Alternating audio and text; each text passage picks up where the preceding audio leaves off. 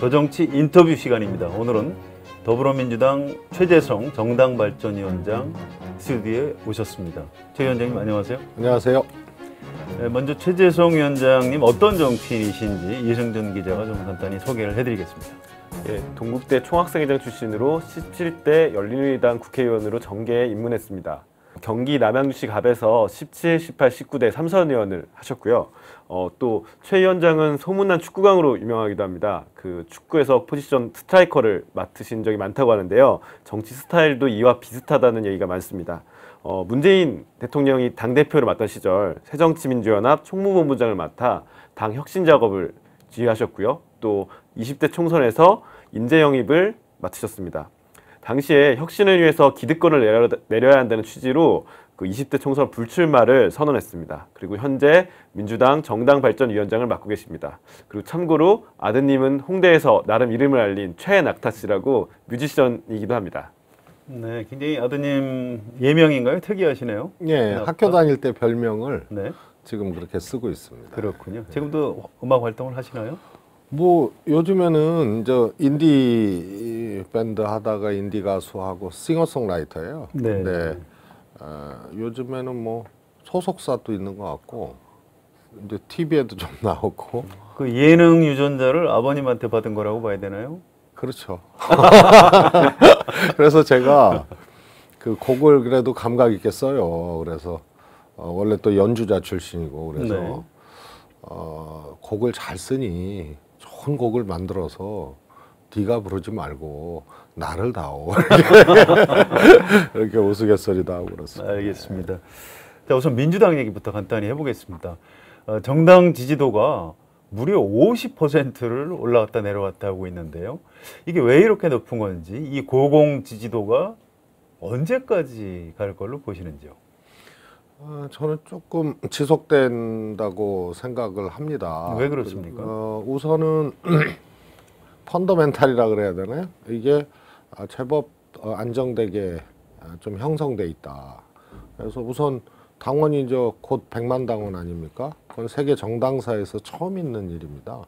그래서 유권자, 그러니까 18가구당 1명이 권리당원입니다. 그러니까 그게 굉장한 이제 이 역량으로 작동을 하는 거고 또 이제 집권을 했고요. 또 현재까지 잘 하고 있고 그리고 저희 당이 굉장히 오랜 기간을 우여곡절을 다 경험하고 겪었던 정당이기 때문에 뭐라 그럴까 정치적 미니멈, 정치적 최저한을 좀 지킬 줄 아는, 지켜야 한다는 이런 생각들이 공감이 이루어져서 여러 가지 이제 변수들을 차단을 하고 있는 그런 정치적 상황인 것 같습니다. 네. 자, 이대로 가면 내년 6월 지방선거 압승하는 건가요? 그렇게 기대를 하고 있습니다. 또 그럴 가능성이 있다고 보고요. 네, 그렇군요. 자, 정당발전위원장 얘기를 좀 질문을 드리겠습니다. 애초에는 혁신위원회라고 알려져 있다가 이름이 정당발전위원회로 바뀌었고 위원장을 맡으셨는데요. 자, 정당발전위원회를 민주당에서 왜 만든 겁니까? 처음 있는 일입니다. 보통 이제 선거에서 패배를 해야 뭐 쇄신이다, 혁신이다 하는데 그게 이렇게 상식적으로 보면 잘 될 리가 없잖아요. 그렇죠. 왜냐하면 지고 난 다음에 하니까 역량도 에너지도 떨어지고 그러니까 어떻게 보면 이렇게 선언이나 조금 이렇게 상식적으로 선을 넘는 그런 이 제살 깎기, 자학적, 뭐 기득권 내려놓기 이런 이 선에서 좀 그동안 했다가 또 지지부진하고 그래서 이번에 처음으로 이기고 난 다음에 해야 진짜 혁신하는 거 아니냐. 논리적으로 상식적으로도 그게 맞는데 지금까지는 선거 이기면은 혁신의 혁자도 안 나왔어요.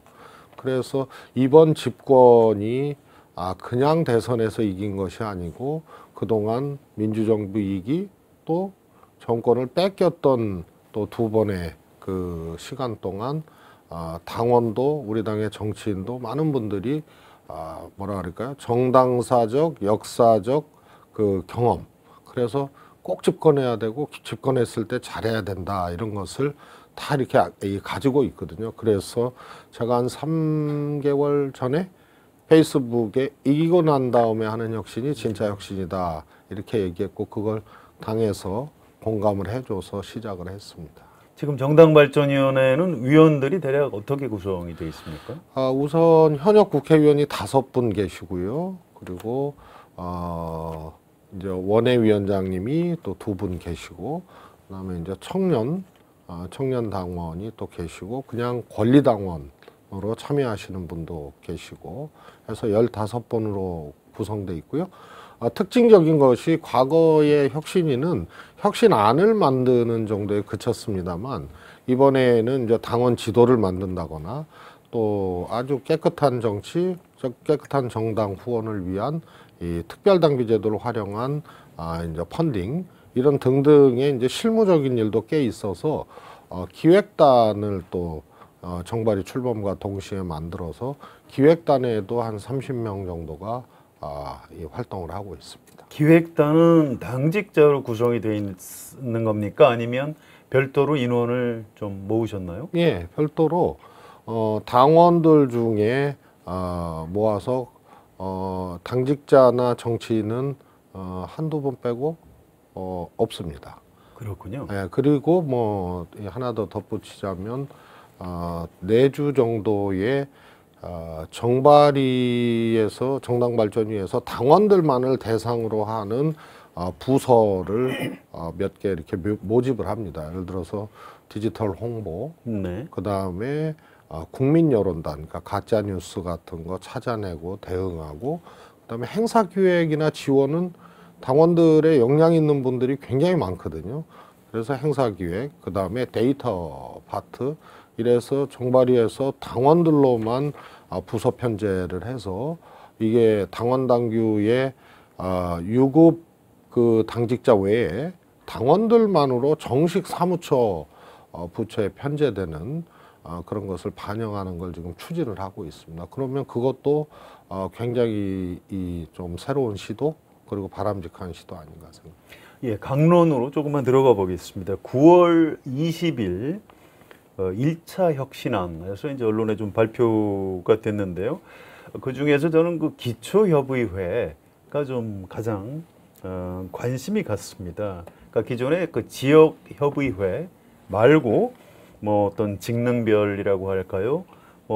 이런 단위로 기초협의회를 무려 5,000개 정도를 만든다. 이제 이런 발표가 있었는데요. 간단히 좀 설명을 해주시죠. 기초협의회가 무엇이고 왜 만드는 것인지요?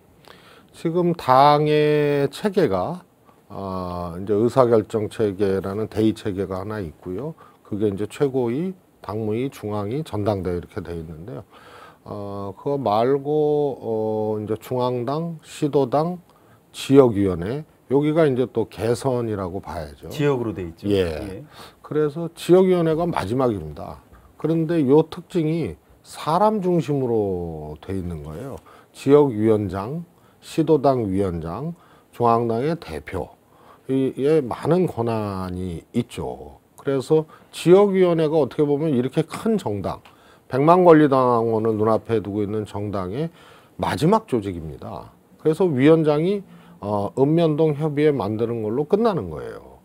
그래서 2명 이상의 권리당원이 서클 그룹을 신청을 하면 당에서 허가 없이 그냥 등록을 받아주고 그중에 10명당 1명씩 대의원을 선출할 수 있는 권리를 주니까 대의 체계를 아래로부터 이렇게 구성할 수 있는 그 기본 단위가 기초협의회인데 이름을 당원 자체로 바꿨습니다. 그래서 정당의 골간과 대의 체계를 조금 크게 변화시키는 그런 단위가 되겠습니다. 그러니까 그 당원들이 어느 지역에 거주하든 관계없이 당원자치회를 결성할 수도 있는 건가요? 두 가지입니다. 이제 지역을 선택해서 할 수도 있고요. 네. 그다음에 전국 조직으로 예를 들어서 뭐 더불어민주당 애견 당원 모임 뭐 이런 게 가능하죠.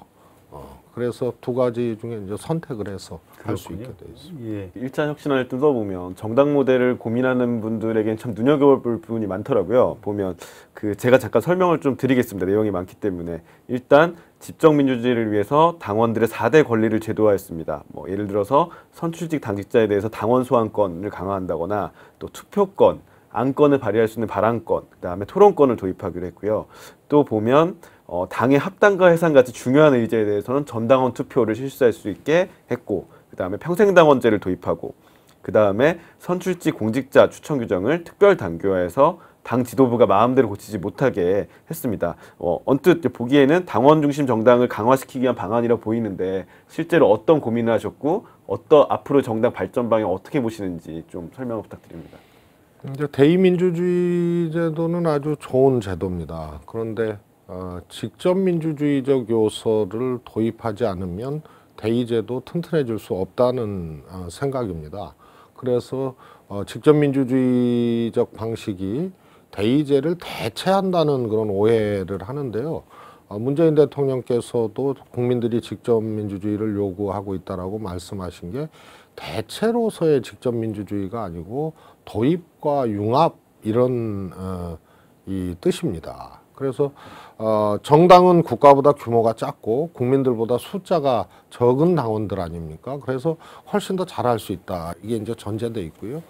그래서 2년마다 당대표 뽑고 아무것도 못해요.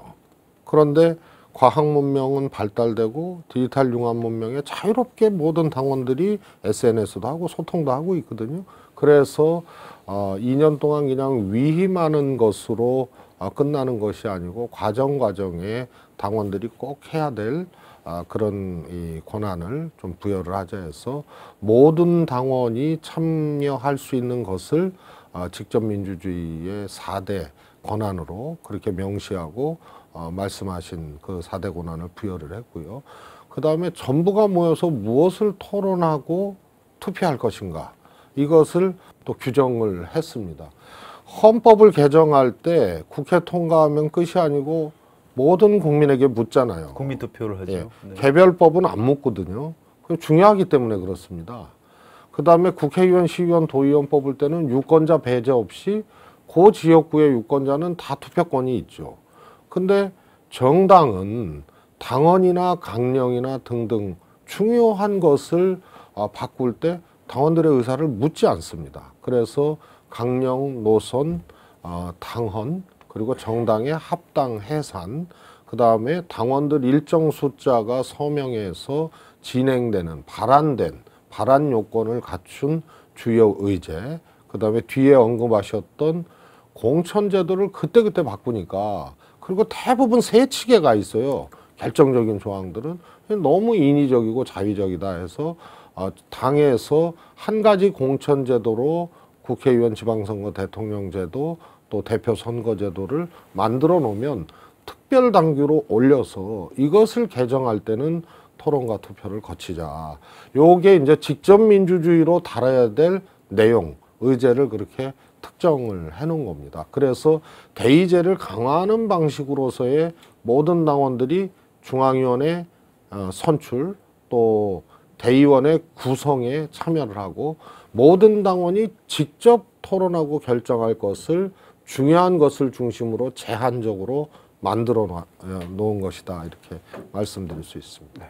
그 민주당 역사를 봤을 때 사실상 그동안은 지지자 중심의 정당을 많이 강조했잖아요. 2000년대 이후 보면 국민 경선을 강조했고 했는데 이제 지금 최 위원장님께서는 당원 중심 정당을 제안하셨단 말이에요. 이제 결국은 이 방향이 옳다고 당에서 지금 판단을 하는 건지 아니면은 여전히 지지자 중심의 외연확대도 필요하다고 보는지 좀 어떻게 논의가 되고 있나요? 저는 세계 정당사에서 첫 시도가 되고 있다고 봅니다. 그래서 소위 말해서 기관당원 중심 정당과 당원 중심 정당과 지지자 정당의 가장 합리적인 최초의 융합 모델이 저는 더불어민주당에서 나온다고 생각을 합니다. 유시민 의원님이 우리 당에 계셨을 때 그때 이제 기관당원 해서 10,000원씩 내는 당원제도에서 대의원을 뽑았습니다. 중앙위원도 뽑았습니다. 근데 제 지역도 한 동에서 9명이 모여서 할당된 대의원 3명을 뽑은 적이 있습니다. 뭐냐면 숫자가 적었기 때문에. 그렇군요. 예, 그래서 이런 경우에 소수의 기관당원 중심 정당으로 그렇게 명명할 수가 있겠죠. 근데 지금은 곧 100만입니다. 100만이면 유권자 40명당 1명이 권리당원이고요. 18가구당 1명이 권리당원입니다. 그래서 저희가 국민들과 유리되지 않고 잘하면 국민이 당원이고 당원이 국민인 세상이 저는 된다고 생각합니다. 수적으로 일치한다는 의미가 아니고, 그러면 지지자 정당과 당원 정당이 합리적이고 아주 잘 융합된 그런 첫 모델이 나올 수 있다, 이렇게 생각합니다. 그렇군요. 자, 아까 위원장님이 좀 설명을 해주셨는데요. 직접 민주주의에 대해서 한 두 가지 정도 질문을 드리겠습니다. 문재인 대통령이 8월 20일 취임 100일 대국민 보고대회에서 이제 그 촛불 집회, 직접 민주주의, 간접 민주주의의 한계를 좀 넘어서는 뭐 이런 말씀들을 하셨는데요. 이 발언에 대해서 일부 언론 또 이제 정치학자 이런 분들이 우리 헌정 체제는 대의제 민주주의를 기본으로 하고 있는데 이걸 간접 민주주의라고 뭔가 좀 잘못된 걸로 폄하하는 것 아니냐, 이제 이런 비판이 좀 있었습니다. 그런데 이제 여기에 대해서 뭐 대통령이 따로 설명을 하거나 이럴 기회는 아직 없었던 것 같습니다. 그러니까 기본적인 설명을 좀 주시긴 했는데요. 자, 이런 우려에 대해서 좀 반박을 하신다면 어떻게 하시겠습니까? 저희가 2008년도에 휴대폰, 그러니까 스마트폰이 한 60만 대, 그리고 지금 4,600만 대입니다. 그러니까 80배 가까이 한 8년 동안 늘은 거거든요. 그러면 결국은 이 급속하게 문명이 이동을 했다라고 생각을 합니다. 그래서 과거에 소통과 또 정보, 지식을 찾고 공유하고 나누는 이런 것이 문명의 미발달로 불가능했다면 지금은 가능하잖아요. 그리고 지식과 정보의 격차가 없어졌습니다. 그래서 이런 변화를 우선 잘 봐야 된다 하나 있고요. 아까 말씀드렸지만은 대의민주주의에 대한 대체제로서의 직접민주주의가 아니란 말이에요. 그러면 국민들이 다 할 수 있는 거, 구성원들이 다 할 수 있는 거, 이거는 잘 생각해서 도입을 하게 되면 오히려 의사결정의 결과 이런 것이 더 에너지를 받을 수 있다. 그래서 그 예로 그러면은 왜 개헌은 국민투표합니까? 그래서 저는 중요한 의제일수록 국민들의 의사를 묻거나 구성원 의사를 묻는 것을 결합하는 것으로 좀 인식을 해야 되는데, 마치 아예 그냥 직접민주주의라는 표현이 정치학 교과서나 정치학 개론에는 없잖아요. 그렇죠. 그러니까 이걸 너무 터부시하는 거다. 그래서 잘 생각해 보면 문명의 이동 발달과 또 국민의 현주소, 시대의 흐름과 또 대의민주주의의 오히려 보강, 그리고 직접민주주의의 도입으로 더 좋은 민주주의를 할 수가 있다, 이렇게 생각합니다. 그 중에서도 특히 민주주의의 가장 요체라고 할 수 있는 어떤 정당 민주주의, 정당이 어떤 정치의 중심으로 설 수 있게 하는 그런 여러 가지 방안으로 저는 이제 이해를 하고 있고요. 9월 19일이죠. 의원회관에서 왜 직접 민주주의인가 이런 토론회를 주최하셨고요. 그때 이제 저도 가서 처음부터 끝까지 다 네. 봤습니다. 아주 그 흥미롭게 봤는데요. 거기 참석한 이제 사회학자들이 과거에 좀 독재자들이 직접 민주주의 내지 뭐 국민 투표 이런 것들을 자기의 기반을 강화하는 방안으로 활용한 적이 있다. 이제 이런 소개도 해주셨고요. 또 거기 그 이관후 연구원이라고 토론자 참석한 이분이 대표제 민주주의, 그러니까 이분이 얘기하는 거는 이제 어떤 대의제 민주주의를 얘기하는 거죠. 대의제 민주주의하고 직접 민주주의를 이렇게 대립시켜서는 안 된다. 이제 이런 토론을 한 걸 보고 굉장히 좀 인상이 깊었습니다. 일반 국민들 또 당원들이 어떤 여러 가지 장치를 통해서 민주주의를 직접 좀 체험하고 발전시킬 수 있는 그런 방안으로 활용할 수 있다. 저는 그렇게 이해를 했는데 제가 이해한 게 맞습니까? 예, 맞습니다. 그래서 그런 전제하에서 직접 민주주의 제도의 토양과 시스템을 제공을 해줘야 됩니다. 그냥 그거 하자라고만 하면은 투표 행위로 그치게 되거든요. 그래서 제가 정리한 직접 민주주의와 대의 민주주의의 좀 비교하면 우선은 직접 민주주의는 일상적입니다. 토론해야 되고 발안해야 되고 우리 이제 정당의 경우만 보더라도 또 소환해야 되고 투표해야 되고 그래서 일상적으로 진행될 수 있는 전 과정의 민주주의이고요. 이걸 2007년도에 노무현 대통령은 참여가 아니고 권력의 생성과 전 과정에 함께하는 것으로 그렇게 규정을 했고 김대중 대통령은 그때 광우병 촛불 시위를 보고 인터넷과 휴대전화가 직접 민주주의 시대를 도래했음을 입증한 거다 이렇게 얘기를 했습니다. 그래서 그런 시대가 저는 됐기 때문에 시스템을 잘 설계를 해줘야 되는데 그 핵심이 토론할 수 있는 온오프상의 시스템을 만들어주는 거고 그걸 저희 당에서는 지금 하고 있습니다. 그래서 10명 단위의 1명의 토론 진행자들을 지금 양성하는 일을 시작을 했고 그래서 각 지역에서 산계에서 흩어져서 해도 되고 한 지역에 5,000명, 10,000명이 모여서 할 수도 있고 또 온라인에서도 토론할 수 있는 시스템을 만들어주고 그러면은 저는 우리 국민이나 당원들의 뭐라 그럴까요 수준 하여튼 이런 의식 이런 것이 충분히 소화하고 또 남는다 이렇게 생각합니다. 한 가지 이제 걱정이 과거에 이제 이명박 정부 때로 기억을 합니다. 임기 말에 지지도가 떨어지니까 이명박 대통령이 그때 독도를 방문을 했습니다. 그래서 네. 일본에서 아주 강하게 항의를 했고요.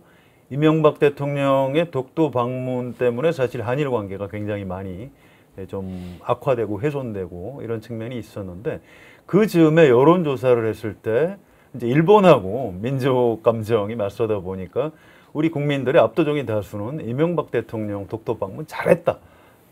이런 여론조사 결과가 나왔었던 그런 네. 기억이 있습니다. 자, 이런 직접 민주주의를 좀 활용을 잘못할 경우에 어떤 나타날 수 있는 어떤 뭐 너무 정서적인 국민들의 반응이랄까요? 또 이제 나쁘게 보면 또 선동 정치로 이용될 수 있는 이런 측면 이런 데 대한 걱정에 대해서는 어떻게 생각하십니까? 저는 우선 그것은 정보가 차단됐잖아요. 한 사람 대통령이 한 사람의 말과 행위만 보고 여론조사에 응한 거거든요. 그렇습니다. 그래서 그거는 감각적 선호도를 표시한 거라고 보고요. 그다음에 토론이 없었잖아요. 정보가 차단되고 토론이 없었으면 선동이나 포퓰리즘이 작동할 수가 있는 거죠. 그런데 직접 민주주의는 그런 하나의 행위를 통해서 대중적 반응을 보는 것이 아니고 제도고 시스템입니다. 그래서 절차가 있고 과정이 있고 또 투표해서 다수가 선택하는 대로 가야 되는 룰이 있고요. 또 무엇보다도 정보가 차단되지 않고 또 소통이 되고 모이고 흩어지고 나누고 할 수 있는 그런 시대이기 때문에 가능해졌다 이렇게 생각을 합니다. 알겠습니다. 네, 2차 혁신안 관련해서 좀 여쭤볼게요. 10월 11일 2차 혁신안에서 권역별 최고위원제를 폐지하고 단일성 집단 지도 체제로 전환하기로 했습니다. 시청자들을 위해 조금 부연 설명을 드리면 권역별 최고위원제는 그 2년 전 김상곤 혁신위에서 당 지도부의 권한을 지역으로 지방으로 좀 분권을 하자 이런 취지로 마련해서 지금까지 유지가 됐고요. 근데 단일성 집단 지도 체제라는 것은 과거에 이제 대표가 있고 최고위원으로 운영되는 지도부가 당을 총괄하는 이런 제도이거든요. 근데 이렇게 다시 과거로 돌아가는 이유는 뭐 어떤 건가요? 우선은 첫 번째가 그 뭐라 그럴까요? 역설적 집중? 그래서 분권의 역설이 저는 일어날 가능성이 크다고 봅니다. 총선까지 만약에 권역별 최고위원제가 유지가 되면 이미 지금 공천권은 시도당으로 줬잖아요. 네. 그래서 시도당 위원장들이 중에 4분이 최고위원 절반을 지금 점유하고 있거든요. 그러면 지방선거 공천권도 시도당 위원장에게, 시도당에, 그 다음에 총선 공천권도 상당 정도를 시도당에 주게 되는 겁니다. 그래서 이건 분권의 어떤 역설이 발생할 수가 있다. 두 번째는 선출되지 않은 사람들이 최고위원이 된 겁니다. 시도당 위원장으로 선출이 됐는데 다른 별도의 과정을 거쳐서 최고위원이 되는데 그게 그 권역의 시도당 위원장들끼리 누구 최고위원 하라고 합의하는 겁니다. 그래서 이것은 절차상 합당치 않은 부분들이 발생한다. 그래서 내용으로 분권을 하는 것이 중요한 것이지, 분권의 역설 현상이나 그 다음에 최고위원으로서 선출되지 않은 최고위원이 조금 이렇게 다른 방식으로 지도부를 점유하고 있는 건 타당치 않다. 그렇게 판단을 했습니다. 네. 또 이차혁 신안을 보면 이게 이제 여의도에 있는 분들이 많이 눈에 들어오는 제도 아니었는데요. 현역 의원 경선을 의무화했잖아요. 근데 이거 제도를 도입한 취지와 또 실제로 우리가 흔히 쓰는 전략 공천이라는 말을 많이 쓰는데 이 부분은 어떻게 해소할 것인지 그걸 좀 여쭤볼게요. 전략 공천은 신인들이 또 참신한 분들이 또 소수자들이 또 여성이나 청년들이 등용될 수 있는 유일한 방식입니다. 다만 과거에는 어느 지역 현역을 자르고 그 자리에 누구를 하나 이렇게 찍어서 꼽는 이런 것을 전략 공천으로 했고 그렇게 인식돼 왔거든요. 그렇죠. 그런데 신인의 등용이 필요하고 전략상 꼭 필요하면 전략 지역만 선정을 하고 거기서 후보를 선발하는 방식을 한 가지 방식으로 해놔서 신인끼리 혹은 여성끼리 청년끼리 경쟁해서 선발하는 제도로 전환시키면 대표나 이런 분들이 자기 사람 심기용으로 남용될 수가 없다. 그래서 전략 공천은 반드시 해야 된다. 그러나 보면은 역대 3%밖에 안 돼요. 막 15%, 20% 허용해 놨어도 결국은 본선 경쟁력 때문에 제한적으로 작동한 거거든요. 그래서 훨씬 더 저는 능동적이고 공격적으로 전략 공천이 활용됐을 때 당의 수혈이나 인적 순환 이런 것들이 가능해진다 이렇게 생각을 합니다. 그리고 현역 의원의 경우에는 단수 공천이 많아요. 우선 단수 신청이 많으니까 그렇습니다. 경쟁자가 없는 경우가 많죠. 그래서 전략 공천을 열어놓고 또 신인을 어떻게 보면 이 디딤돌을 놔주는 그런 문화가 되면 단수 신청이 줄어들 거 아닙니까? 그러면은 반드시 경선을 시켜야 되고요. 또 지금 경쟁자가 있는 지역도 지지율 차이가 크다는 이유로 당연히 현역이 높죠. 그래서 단수 공천을 하는 경우도 왕왕 있습니다. 그래서 의무적인 공천을 해놓고 다만 주목해서 볼 것은 그러면 정말 무자격자나 비경쟁력을 해당하는 사람을 경쟁력 없는 사람을 어떻게 할 거냐. 그래서 예비자격 심사에서 도덕성은 거르고 그 다음에 일정 퍼센트의 권리당원 추천을 받아와서 등록하게 해놨습니다. 특히 또 뭐 후보자 사퇴 시한도 정비해야 된다고 이렇게 발표하셨는데요. 이건 또 어떤 의미가? 대통령 선거의 경우에는 우리 더불어민주당은 당대표가 대통령 선거 경선에 후보 경선에 나가려면 1년 전에 사퇴하라 이런 조항이 있고요. 새누리당은 아마 그 전에 1년 6개월이었습니다. 1년 6개월이었습니다. 예. 네. 저는 그 1년 6개월이 맞다고 봅니다. 1년을 하게 되면 우선 손학규 대표 때 그랬잖아요. 사퇴를 하셨어요. 이제 후보자 경선 나가려고.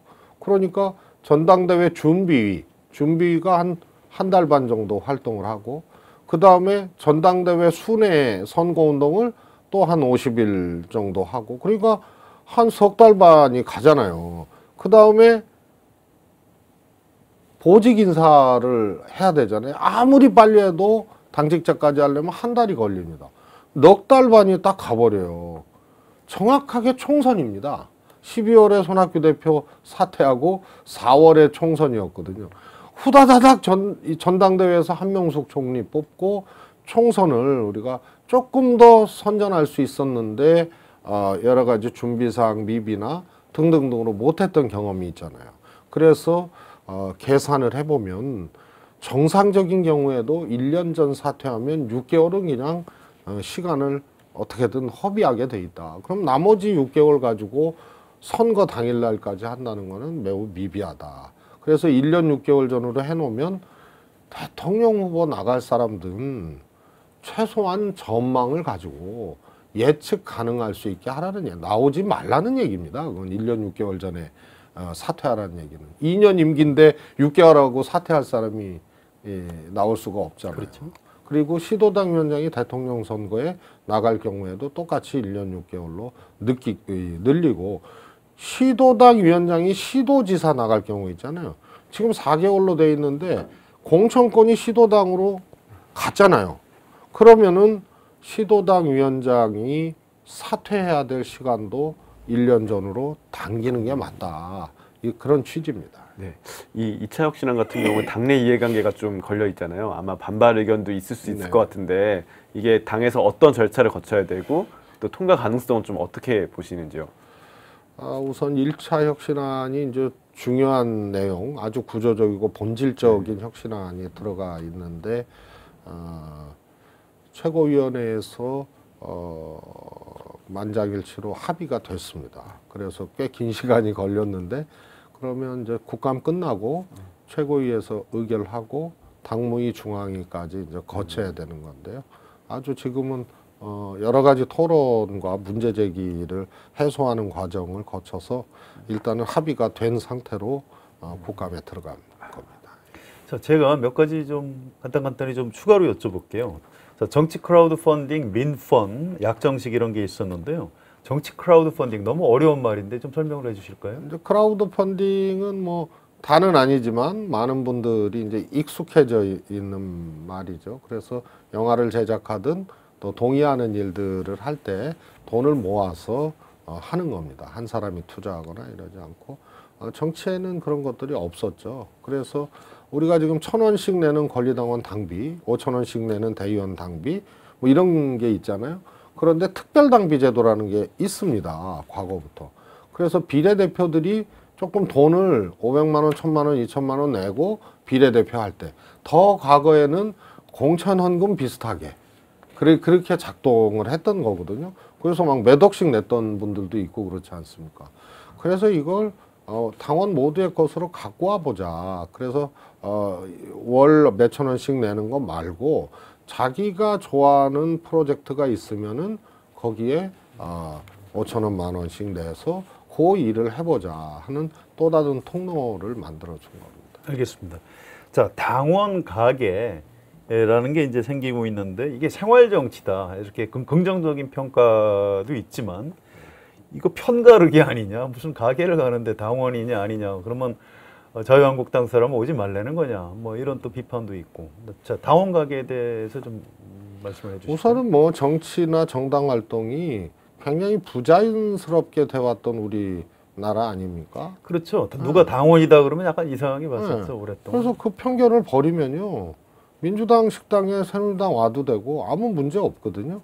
근데 그렇게 지적하는 사람들이 스스로 벽을 쌓는 겁니다. 그게 우리 과거가 마치 정치나 정당이 활동을 하면 이상하게 되는, 심리적으로 또 위축되는, 실제로 중앙정보부에서 그랬다는 거 아닙니까? 특히 야당에 가입하면 불리하다는 심리전을 꽤 오래 했다는 말이 있어요.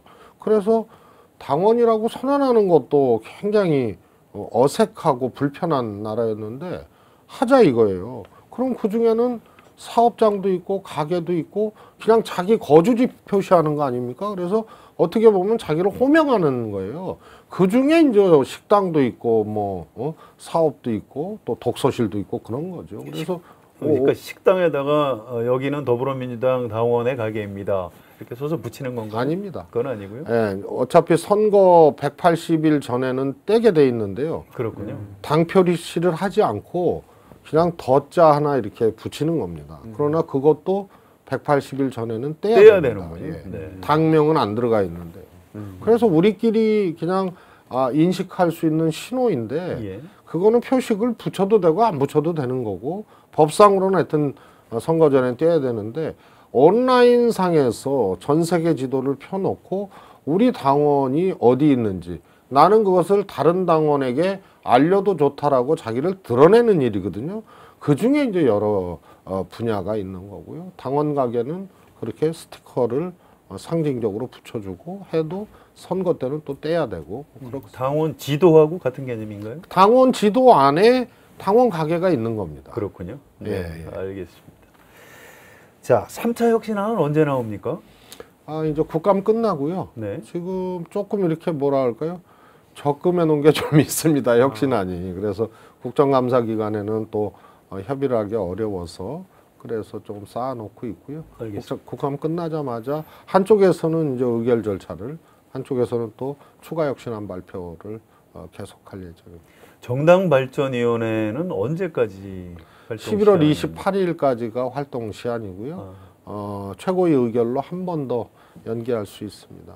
그때까지는 그러니까 중요한 그 활동들을 다 마무리를 하셔야 네, 되겠군요. 알겠습니다. 자, 그런데 정당발전위원회 혁신안 중에 내년 6월 지방선거를 앞둔 뭐 당내 경선이나 뭐 이런 후보 선출에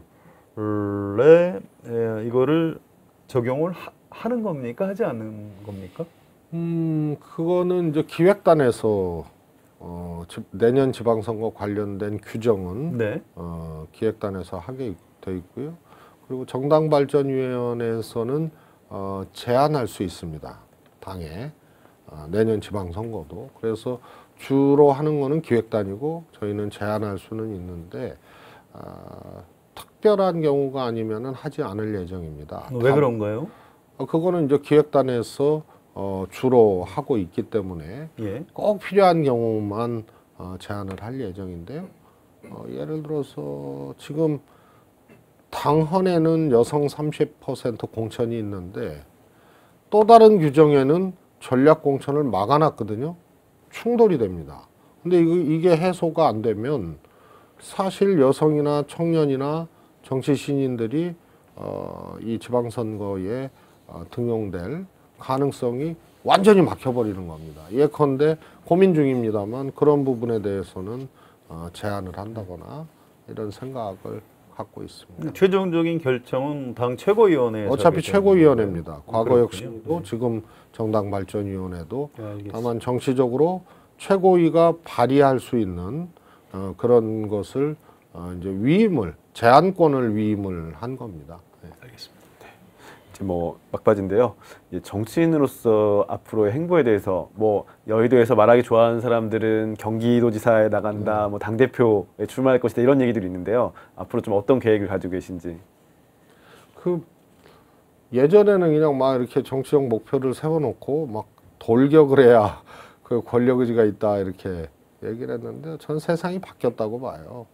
그래서 진짜 멀리 보고 또 열심히 해야 될 거는 조금 더 뭐 정당이니까 당의 진화를 어떻게 할 거나 이런 이제 구조적이고 본질적인 고민을 하고 열심히 하다 보면 그 다음에 저는 뭐 선택의 기회가 오지 않겠느냐 이렇게 생각을 지난 불출마 이후로 완전히 그렇게 하고 있습니다. 그래서 뭐 얼마 남지 않은 거 아니에요? 그 뭐 내년 지방선거도. 근데 지금은 정당발전이 일을 꼭 성공시키고 잘해야겠다는 생각.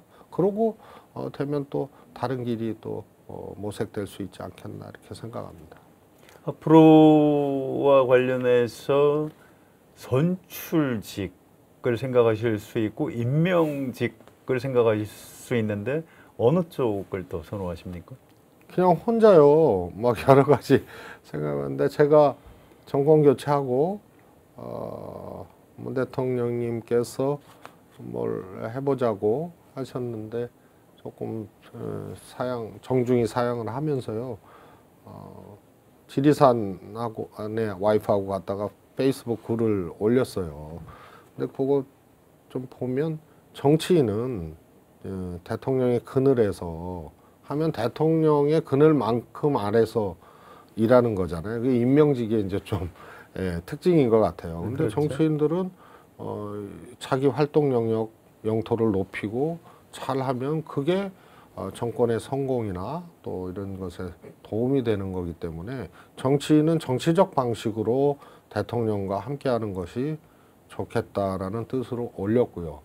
그 다음에 이제 입각은 뭐 전 아직 많이 부족하고 그렇습니다만 그건 개인적인 소신입니다. 제가 지금 원내 배지는 아니지만요. 국회의원이 행정부 견제하라고 뽑힌 거 아니에요. 그래서 유권자의 그 헌법적 권리가 사실은 행정부로 왜곡돼서 가 있는 거거든요. 그래서 저는 그건 제도적으로 반드시 조금 교정이 돼야 된다. 이런 생각을 하니까 차 뛰고 포 뛰니까 할 게 없어요. 알겠습니다. 무슨 말씀이신지. 자, 우리 한겨레 인터뷰 출연해 주시고요. 정당 발전에 대해서 여러 가지 자세한 설명해 주셔서 감사드리고요. 자, 마지막으로 우리 저 시청자들한테 간략히 이제 마무리 인사 말씀 해 주시면 됩니다. 이쪽 카메라. 예, 지난 광화문 광장에서 또 전국에서의 촛불은 그냥 촛불이 아니라고 생각합니다. 각자의 처지에서 생각했던 거 또 이렇게 간직해 왔던 것을 촛불로 다 각각 통로로 왔지만 촛불로 모은 거거든요. 그래서 새로운 대한민국을 만들자는 것이 결국 촛불의 정신이라고 생각을 합니다. 그걸 정치권에서 또 정부에서 잘 만들어갈 수 있도록 힘을 합쳤으면 좋겠고요. 정치가 내 가까이 있는 그런 존재가 될 수 있도록 국민들께서도 잘 봐주시고 또 저희 정치인들, 정당도 더 노력을 하겠습니다. 더 정치 인터뷰, 오늘은 더불어민주당 최재성 정당발전위원장과 함께했습니다. 고맙습니다.